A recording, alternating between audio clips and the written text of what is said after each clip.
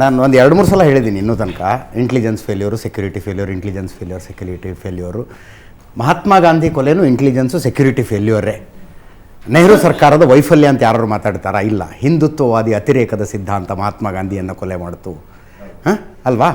ಗೌರಿ ಲಂಕೇಶ್ ಕೊಲೆ, ದಾಬೋಲ್ಕರ್ ಕೊಲೆ security failure ಅಲ್ವಾ? ಹೌದು ತಾನೆ? ಅಲ್ಲಿ ಬಂದೂಕು ಹಿಡಿದು ಗುಂಡು ಹೊಡೆದವನ ಸಿದ್ಧಾಂತ ಏನು ಅನ್ನೋದು ಚರ್ಚೆ ಮಾಡ್ತೀವಿ ನಾವು. ಇಂದಿರಾ ಗಾಂಧಿ ಕೊಲೆ, ರಾಜೀವ್ ಗಾಂಧಿ ಕೊಲೆ ಸೆಕ್ಯೂರಿಟಿ ಫೇಲ್ಯೂರ್ ಅಲ್ವಾ? ಅಲ್ಲಿ ಸತ್ತವರು ಹುತಾತ್ಮರಾದರು. ಸಿದ್ಧಾಂತ ಯಾರು ಮಾತಾಡ್ತೀರಾ? ಯಾವ ಸಿದ್ಧಾಂತದಿಂದ ಅವ್ರ ಕೊಲೆ ಆಯಿತು ಅಂತ ಯಾರು ಹೇಳ್ತೀರಾ? ಇಲ್ಲ. ಸೆಕ್ಯೂರಿಟಿ ಫೇಲ್ಯೂರ್ ಆಯಿತು ಗಾಂಧಿ ಮರ್ಡರ್ನಲ್ಲಿ ಅಂತ ಯಾರು ಇನ್ನೂ ತನಕ ಮಾತಾಡ್ತಾರಾ? ನೆಹರು ಸರ್ಕಾರ ಭದ್ರತೆ ಕೊಡಬೇಕಾಗಿತ್ತು ಮಹಾತ್ಮ ಗಾಂಧೀಜಿಯವರಿಗೆ ಅಂತ. ಒಂದು ನಿಮಿಷ, ಇಸ್ಲಾಮಿಕ್ ಟೆರರಿಸಮ್ ಆದ ತಕ್ಷಣ ಯಾಕೆ ಸೆಕ್ಯೂರಿಟಿ ಫೇಲ್ಯೂರ್ ವಿಷಯ ಬರುತ್ತೆ? ಅಲ್ಲಿ ಬಂದೂಕು ಹಿಡಿದವನ ಸಿದ್ಧಾಂತದ ಬಗ್ಗೆ ಯಾಕೆ ಮಾತಾಡೋದಿಲ್ಲ? ನಮಸ್ಕಾರ ಮೇಡಮ್, ನನ್ನ ಹೆಸರು ಸೈಯದ್ ಅಂತ. ನಾನು Bangalore city JDS minority working president. ಕೆಲವೊಬ್ಬರು ಹೇಳ್ತಾ ಇದ್ದಾರೆ ನಮಗೆ ಯುದ್ಧ ಬೇಡ ಅಂತ. ನಂದು ಒಂದು ಸಣ್ಣ point. 1948 first war Congress government, 1965 second war Congress government, 71 Congress government. First ತಪ್ಪು, ಇವತ್ತು Kashmir problem is a biggest problem of India. First ತಪ್ಪು ಮಾಡಿದ್ದೇ Jawaharlal Nehru. POK as a gift ಕೊಟ್ಬಿಟ್ರು. ಸೆಕೆಂಡ್, ಶಿಮ್ಲಾ ಅಗ್ರಿಮೆಂಟ್ ಟೈಮಲ್ಲಿ LOC ಅಂತ ಇರಲಿಲ್ಲ ನಮಗೆ. ಆವಾಗ ಆ ಯುದ್ಧದಲ್ಲಿ ನಮ್ಮ ಸೈನಿಕರು 150 ಕಿಲೋಮೀಟರ್ ಏನೋ ಒಳಗೆ ಹೋಗಿದ್ರು. ಟ್ರೂಪ್ಸ್ ವಿಡ್ರಾ ಮಾಡೋವಾಗ ಒಂದು ಅಗ್ರಿಮೆಂಟ್ ಮಾಡ್ಬೋದಾಗಿತ್ತು, ನಾವು ಟ್ರೂಪ್ಸ್ ವಿಡ್ರಾ ಮಾಡ್ತೀವಿ, ನಮ್ಮನ್ನು POK ಬಿಟ್ಕೊಡಿ ಅಂತ. ಅಲ್ಲಿ as A gift Indira Gandhiji ಅದು ಕೊಟ್ಬಿಟ್ರು. ಎಕನಾಮಿಕಲಿ ತುಂಬ ಹಿಂದಕ್ಕೆ ಬಂದುಬಿಡ್ತೀವಿ ಅಂತಾರೆ. 99ನಲ್ಲಿ ಕಾರ್ಗಿಲ್ ಯುದ್ಧ ಆದಾಗ ಆವಾಗ ನಾವು ಯುದ್ಧ ಮಾಡಿಲ್ವಾ? ಆವಾಗಲೂ ಹೇಳ್ಬಿಡ್ಬೇಕಾದ್ರೆ ಇಲ್ಲ ಇದು ಬಿಟ್ಕೊಟ್ಬಿಡಿ ಅಂತ. ಒಂದು ಕಾಶ್ಮೀರ್ 1947ಇಂದ ಇಲ್ಲಿವರೆಗೂ ಜಾಸ್ತಿ ರೂಲಿಂಗ್ ಮಾಡಿರೋದು ಸೆಂಟ್ರಲ್ ಗೌರ್ಮೆಂಟಲ್ಲಿ ಕಾಂಗ್ರೆಸ್ ಅವರು. ಈ ಸಮಸ್ಯೆ ಯಾಕೆ ಬಗೆಹರಿಸಿಲ್ಲ? ಸಾನ್ ಅವರೇ, I have never considered terrorism as a law and order issue, crime issue. ನನ್ನ ಪ್ರಕಾರ ಅದು ಕಾನೂನು ಸುವ್ಯವಸ್ಥೆಯ ಸಮಸ್ಯೆಯೂ ಅಲ್ಲ, ಅಪರಾಧದ ಸಮಸ್ಯೆಯೂ ಅಲ್ಲ. ಇಸ್ಲಾಮಿಕ್ ಟೆರರಿಸಮ್ ಆ ಮತದ ಸಮಸ್ಯೆ, ಅದರಲ್ಲಿ ಹೇಳಿಕೊಡುವ ಹಿಂಸೆಯ ಸಮಸ್ಯೆ, ಅದರಲ್ಲಿ ಹೇಳಿಕೊಡುವ ಅಲ್ಲಾಹನ ಆರಾಧಕರು ಅಲ್ಲದೇ ಇರೋರೆಲ್ಲ ಕಾಫಿರರು ಅಂತ ಹೇಳುವ ಸಮಸ್ಯೆ. ಇದು ಸಮಸ್ಯೆ ಅನ್ನೋದು ನಮ್ಮ ಸೌತ್ ಏಷ್ಯನ್ ಕಂಟ್ರೀಸಲ್ಲಿ ಅರ್ಥವಾಗದೇ ಇರೋಷ್ಟು ಹಬ್ಬಿಬಿಟ್ಟಿದೆ. ಅಂದರೆ ಅದನ್ನೂ ಬೇರೆ ಒಂದು ಮತ, ಕ್ರೈಸ್ತ ಯಹೂದ್ಯರ ಹಾಗೆ ಅಂತ ಒಂದು ಭಾವನೆ ಬಂದಿದೆ. ಇಲ್ಲೊಂದು ಸ್ವಲ್ಪ ನಾನು ಹಿನ್ನೆಲೆ ಹೇಳಬೇಕು ಅಂದರೆ, ಮೊದಲು ಈ ಪ್ರವಾದಿಗಳು ಪ್ರೊಫೆಟ್ಸ್ ಅನ್ನೋದು ಶುರುವಾಗಿದ್ದು ಯಹೂದ್ಯರಿಂದ, ಜ್ಯೂಸ್. ಅವರು ಶುರು ಮಾಡಿಕೊಂಡ್ರು, ನಮ್ಮ ಮೋಸಸ್ಸೇ ಅತಿ ಶ್ರೇಷ್ಠ ಪ್ರವಾದಿ ಅಂದರು. ಆಮೇಲೆ ಅವ್ರನ್ನ ಅನುಕರಿಸಿ ಯೇಸು ಬಂದ. ಕ್ರೈಸ್ಟ್ ಅನ್ನೋದು ಒಂದು ಉಪಾಧಿ, ಸೇವಿಯರ್, ರಕ್ಷಕ ಅಂತ.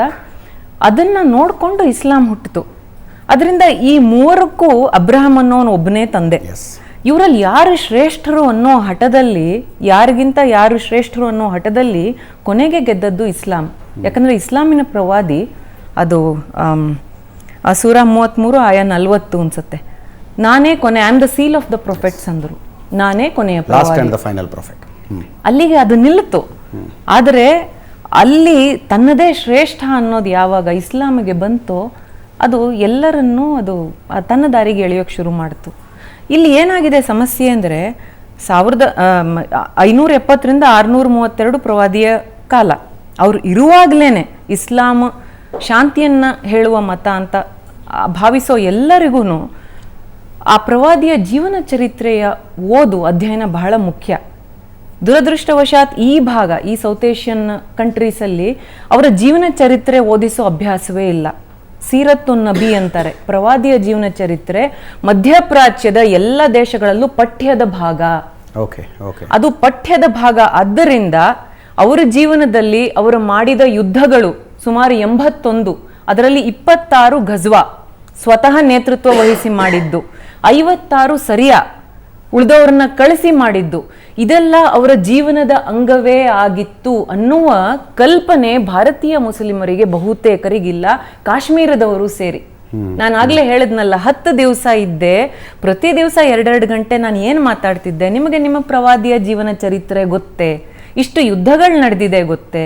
ಕುರಾನ್ನಲ್ಲಿ ಏನೇನು ಹೇಳಿದೆ, ಕುರಾನಿನ ಆಯಾಗಳನ್ನು ಆಯಾ ಸಂದರ್ಭಕ್ಕೆ ಒಂದೊಂದು ಕೋಟ್ ಮಾಡಕ್ ಹೋಗ್ತಾರೆ. ಈಗ ಇವರು ಒಂದು ನನಗೆ ಶಾಂತಿದು ಅಂತ ಹೇಳಕ್ ಹೋಗ್ತಾರೆ, ಆದ್ರೆ ಅದನ್ನ ಅರ್ಥ ಮಾಡ್ಕೊಳ್ಳೋಕೆ ಶಾನೆ ನುಜೂಲ್, ಯಾವ ಸಂದರ್ಭದಲ್ಲಿ ಯಾವ ಆಯಾ ಬಂತು ಅದರ ಅರಿವಿಲ್ಲದೆ ನೀವು ಅಲ್ಲೊಂದು ಇಲ್ಲೊಂದು ಮಧ್ಯದ ಒಂದೊಂದು ಕೋಟ್ ಮಾಡಿಬಿಟ್ರೆ ಅದು ಬೇರೆಯವ್ರ ಬಾಯಿ ಮುಚ್ಚುತ್ತೆ ಹೊರತು ಆ ಮೂಲ ಸಿದ್ಧಾಂತದ ಸತ್ಯವನ್ನ ಬದಲಾಯಿಸೋಲ್ಲ. ಈಗ ನಾನು ಬಹಳ ಉತ್ತಮ ಮುಸ್ಲಿಮು, ನನಗೆ ಆ ಧರ್ಮದ್ದು ಆ ಶಾಂತಿಯನ್ನ ಹೇಳೋದೊಂದು, ನಿಮ್ಮ ನ್ಯಾಯ ಮತ್ತು ಸಾಕ್ಷ್ಯ ನಿಮ್ಮ ಮನಸ್ಸಿನಂತಿರಲಿ ಅಂತ ಹೇಳೋದೊಂದು 435, ಅದು ನನಗೆ ಸಮಾಧಾನ ನೀಡುತ್ತೆ, ನಾನು ನಿಮ್ಗೆ ಹೇಳ್ತೀನಿ. ಆದರೆ ನಿಜವಾಗಿಯೂ ನಾನು ಏನದು ಕುರಾನನ್ನೇ ನಂಬಿದ್ದಾದರೆ, ಆ ಮತದ ಅನುಸಾರ ನಡಿಬೇಕಾದ್ರೆ ನನಗೆ ಜಿಹಾದ್ ಮಾಡದೆ ನನಗೆ ಸ್ವರ್ಗ ಇಲ್ಲ. ಇದನ್ನೇ ಕಾಶ್ಮೀರಿ ಮುಸ್ಲಿಮರ ತಂದೆ ತಾಯಿಯರು ಹೇಳೋದು, ಅದಕ್ಕೋಸ್ಕರನೇ ತಮ್ಮ ಮಕ್ಕಳನ್ನು ಕಳಿಸೋದು. ಅದರಲ್ಲಿ ಸ್ಪಷ್ಟವಾಗಿ ಹೇಳುತ್ತೆ, ಅಲ್ಲಾಹನ ಮಾರ್ಗದಲ್ಲಿ ಹೋರಾಡಿ 2216 47-4 ಅವ್ರು ಸಿಕ್ತಿದ್ದ ಹಾಗೆ ಅವ್ರದ್ದು ಗೋಣು ಮುರೀರಿ, ಕೈ ಬೆರಳು ಸಂದು ಕತ್ತರಿಸಿ, ಕಾಫಿರರು ಸಿಕ್ತಿದ್ದ ಹಾಗೆ ನೀವು ಅವ್ರ ಕತ್ತರಿಸಿ, ಇದೆಲ್ಲ ಬೇಕಾದಷ್ಟಿದೆ. ನಾನು ಬರ್ಕೊಂಬಂದಿದ್ದೀನಿ, ಓದು ಅಂದರೆ ಕೊನೆಯಲ್ಲಿ 5 ನಿಮಿಷ ಕೊಟ್ಟರೆ ಮುಖ್ಯವಾದದ್ದನ್ನು ಓದ್ತೀನಿ. ಅಂದರೆ ಎಲ್ಲಿಯವರೆಗೆ ನೀವು ಕುರಾನಿಗೆ ಬದ್ಧರಾಗಿ ನಡೆಯೋದಿಲ್ವೋ, ಎಲ್ಲಿಯವರೆಗೆ ನೀವು ರಸೂಲ್, ಅವರ ಪ್ರವಾದಿ, ಅವರು ದೇವರ ಸಂದೇಶವಾಹಕರು ಅಂತ ಭಾವಿಸಿದಾರಲ್ಲ, ಅವ್ರು ಹೇಳಿದ್ದನ್ನ ನೀವು ಕೇಳೋದಿಲ್ವೋ, ಅಲ್ಲಿಯ ತನಕ ನಿಮ್ಮ ಈ ಜೀವನ ವ್ಯರ್ಥ, ಇಹಲೋಕ ವ್ಯರ್ಥ. ಇದನ್ನ ಸ್ಪಷ್ಟವಾಗಿ ಅರ್ಥ ಮಾಡ್ಕೊಳ್ಬೇಕಾಗತ್ತೆ.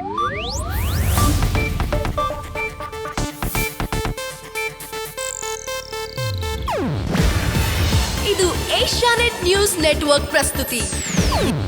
ನೀವು ನೋಡ್ತಿದ್ದೀರಾ ಏಷ್ಯಾನೆಟ್ ಸುವರ್ಣ ನ್ಯೂಸ್.